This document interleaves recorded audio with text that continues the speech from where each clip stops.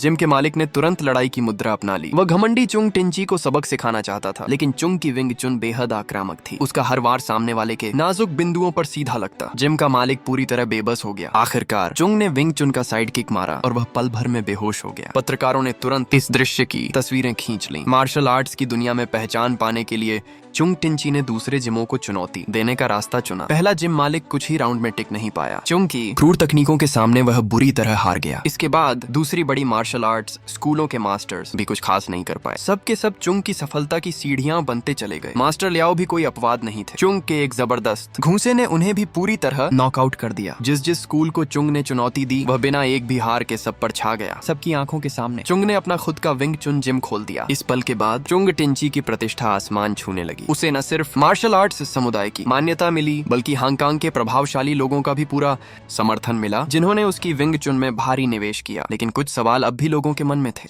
तुम हाल ही में लगातार विभिन्न स्कूलों को चुनौती दे रहे हो और पत्रकारों को तस्वीरें लेने के लिए ला रहे हो। क्या तुम्हें किसी तरह की अफवाहों का डर नहीं है? लेकिन कुंग फू में तो श्रेष्ठता होनी ही चाहिए, और मैं सबको बताना चाहता हूं कि यिप मैन विंग चुन का प्रतिनिधित्व नहीं करता। मौजूद हर व्यक्ति हैरान रह गया। आखिरकार यिप मैन हांगकांग की मार्शल आर्ट्स दुनिया की एक जीवित किंवदंती थे, और जो बात सबको और भी ज्यादा चौंकाने वाली थी, अब मैं घोषणा करता हूं कि मैं यिप मैन को सार्वजनिक रूप से चुनौती देना चाहता हूं।